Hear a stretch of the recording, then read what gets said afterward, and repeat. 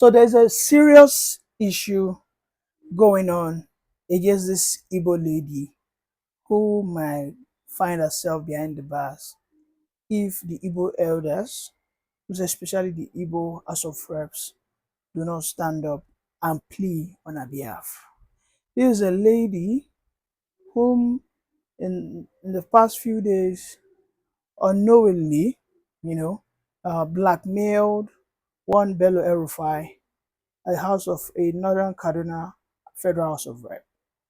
Now, this Northerner has taken it upon himself. I mean, after several, you know, outbursts from Northerners, most especially from the constituents and, of course, from his Twitter handles, where they ask him that he must ensure that this Igbo girl is used as an example that Northerners, in the real sense, are not illiterate and they cannot just be denigrated anyhow they like.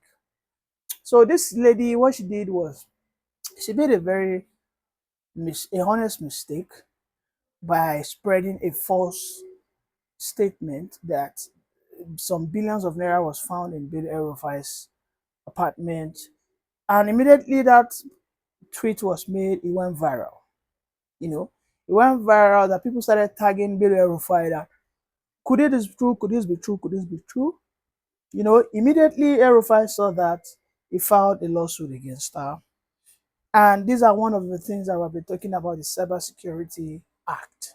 So he filed a lawsuit for defamation, and one of the things they requested was a letter of apology.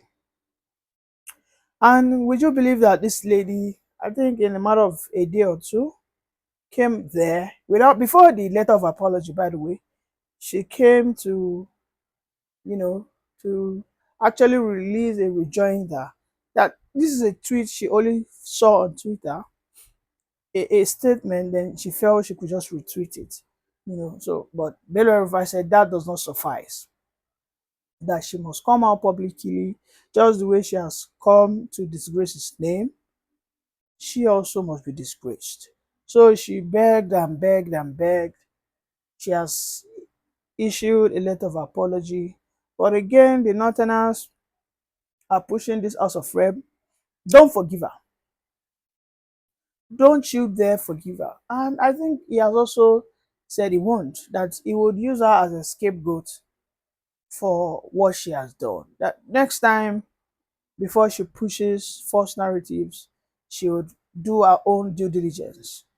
And I mean, there's this risk that she might be sent to prison for defamation, or she might be slammed with heavy fines, you know. And you know, the funniest thing is she's a lawyer, but even her being a lawyer, she's still being, you know, as it stands now, she is being strangulated with all manner of lawsuits, and all she has been doing is begging and begging and begging.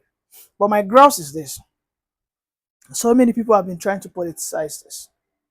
So many Nigerian people are saying that it is because she's an Igbo girl. This is why this young man wants to send her to, you know, to jail. I mean, so many Igbo people have gone to this man's Twitter handle, calling him all manner of, you know, names like tribal bigotry. I understand that there's a possibility that if that lady was an outside girl, because I'm being objective here, this House of Rep might not have gone to this extent. But I feel it's possibly because of the level of engagement. And you see, this issue of obedience. Obedient are people that they don't know how to solve problems. They don't have common sense. They just started amplifying this thing. And now this lady, she's on her own. Oh, they're not seeing any one of them anymore. You know, initially they were supporting her. Don't delete it. Don't do this. Is he not? Is his father not a thief? Is his mother not a this and that? But now that the young man, the House of Rep guy, has decided to take it upon himself to sue this girl, the obedience can not be found. They are nowhere to be found. These guys have all gone, you know, rogue. They've gone into the thin air. As it stands today, this baby's, I mean, she's just walking alone. Right now, she is just walking alone in the park to be devoured by this lawsuit pushed forward by the House of Rep. So many people also say that why are the Northerners, why are they always being threatened, or they always find it difficult to forgive Igbos? You know, because from the comment section, from the trending tweets, from the reactions that I've read, the replies that I've read, even in that lady's comment section, so many people of the Igbo names have been like, if this was maybe a Yoruba person or a Hausa or Fulani, they would have just given that person a timeline. Withdraw this in the next 1 hour. If you don't, I would, and the person might have had that second chance. He might have just sued the person, and maybe immediately the person released a letter of apology, and that case might have died down. But he has to use this Igbo lady. He has vowed to use this Igbo lady as a scapegoat. And these narratives, things like this, are why some people like us who are on the objective side of everything will say that I think our House of Reps, they need to calm down. I understand that what she said is wrong, but can Bello El-Rufai for for ethnic peace, cohesion to exist, can he please just let it slide? Can he please not allow the Igbos have more talking points that it is because she's Igbo, that's why he wants to send her to jail? Because I understand how perfectly well, you know, people can manipulate and weaponize issues. I believe this is a young man who understands the power of unity. Anybody could have offended you, right? I think for me, I am not saying the House of Reps shouldn't get angry, but for unity of the nation, I think he has actually gotten something tangible. And I think everybody have seen that this girl has been disgraced. She has come out to swallow her vomit. She has tendered all manners of letter of apology. She could be slammed 1 million naira. I believe she should be able to pay that. And I think that should just let go. For me, I think she just slam her 1 million naira, slam her 1 million naira fine, and maybe a video of maybe 1 minute of her, a video apology video of I'm so sorry, I will never do this again, and wherever I see this being done, I will call them to caution. I think those two things will be very fine. But if this lady is being pushed into cell, then the ethnic wars might just be reignited. As a fellow youth like this House of Rep, I am, you know, urging him to please, die down this matter and just maybe seek for 1 million in repairs, or whatever amount, but not more than 3 million. I believe she should be able to pay that, and of course, a video apology. I hope this country will be free of ethnic bigotry. Thank you. Kemi is not interested in doing Nigeria's PR. She is the leader of the opposition in the UK. Sometimes Nigerian politicians need to overreach and overdo. A person like Shetima calling the leader of the opposition party in United Kingdom, Kemi Badenoch, that she should remove her name. In fact, he called her a disgrace, by the way. A Yoruba lady, one Fulani man or Kanuri man, because he's the vice president, thinks he can talk down on her.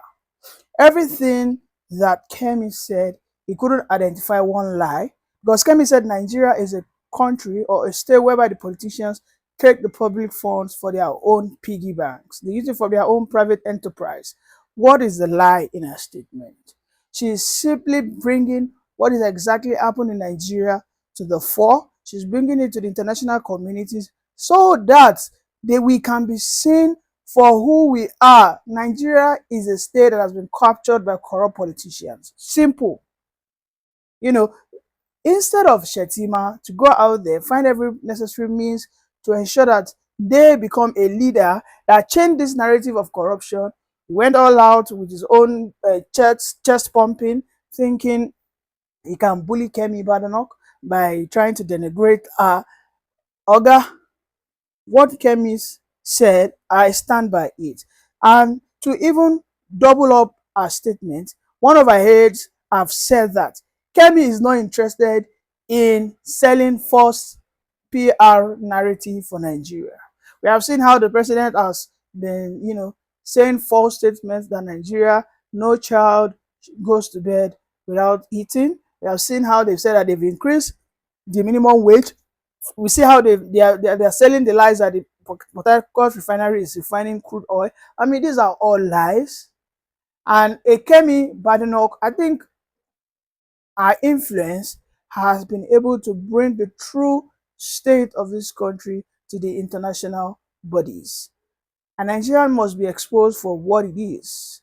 Enough of all these cosmetic, statements by our politicians, and of course the compromised media outfits who go all out there instead of them speaking what is actually going on. They've all been given envelopes by the administration of the day to sell false narratives, and this is unimaginable that Nigeria today, which used to see itself as a giant of Africa, can't even confidently step their legs in some southern African countries. Take, for instance, South Africa. South Africa now is more harder to get into than even UK. Was it not just last week that Tinubu went to South Africa? Tinubu went to South Africa, went to seek for this visa ban lifting, beg, and he got it. But you know what happened immediately after Ramaphosa lifted the ban? The South Africans attacked their president. They said, why on earth will you lift the ban for Nigerians? Because yes, Nigerians will come here and try to do like the land belongs to them. These are people who do not have the courage to protest against bad leadership in their country. But then when they come here, they take all our businesses, they take up all our opportunities. I think we as Nigerians, we need to begin to tell ourselves the truth. We sincerely need to tell ourselves the truth, that there's nobody anywhere that will come and fix this country for us. Nobody. And I mean nobody, not even God. We are the people that have to come to that realization point that enough is enough. We've had enough. If we do not stand our ground and fight this injustice, this high level of impunity, this high level of corruption, brazen, we will never get out of this quagmire. Because these politicians understand that for as long as Nigerian people do not ever realize they need to rise up and go into what we call mass action to pass a vote of no confidence on them, or protest, because protest, of course, is a democratic right, I don't think we'll ever get out of this. And this is one of the reasons why the oppositions in Nigeria today, by me, I think they're all useless. By me today, I think the president has actually bought all over the oppositions, most especially in the Senate. Just imagine today another senator has come to APC. The same APC Nigerians are crying that APC is destroying the country. APC is, is the one bringing this country down to its knees. But you see people decamping from Labour Party, a Labour Party that people thought were going to be a breath of fresh air in our political ecosystem. But here we are today. In the last 1 week, nothing less than 7 senators has decamped under the very nose of Peter Obi, who is the leader of Labour Party. So it seems like the oppositions have been captured, they have been monetized, and the Nigerian people now are in limbo Who is going to help them out of this issue? Because this cannot be done alone. The Nigerian people need to galvanize behind a leader who has the courage to fight the establishment. Because the establishment, as far as they are concerned, their own prayer is for everybody to remain docile. That's their prayer. They never wish for Nigerian people to wake up.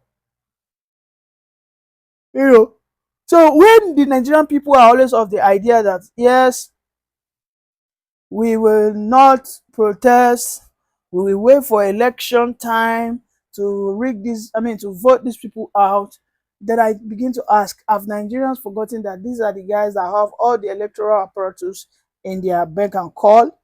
We know what Professor Mahmoud Yakub did in the last 2023 election.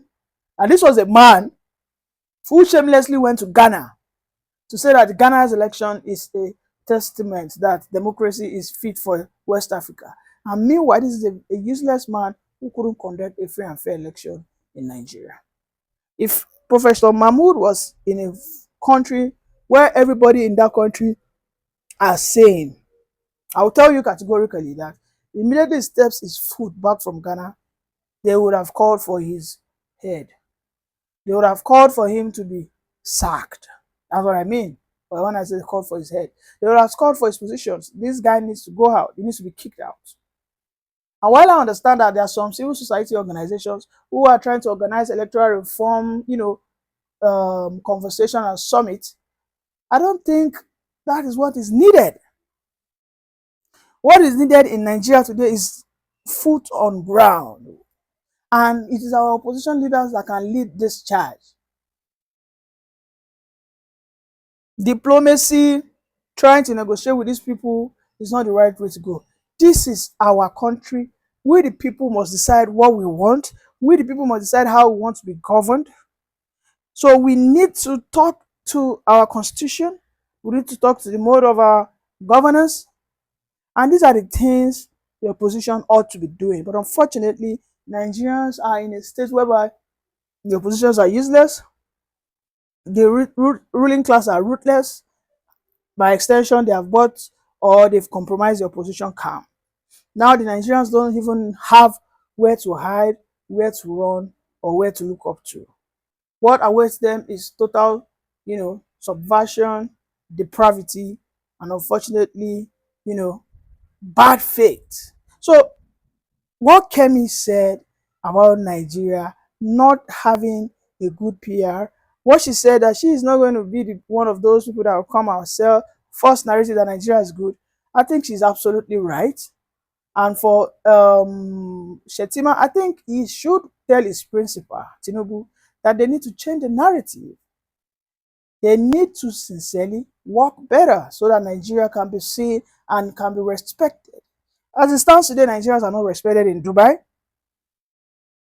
Dubai, who used to be a visa-free, visa on arrival. It's a sad one that Nigeria is at this stage because they are being led by corrupt politicians. Thank you.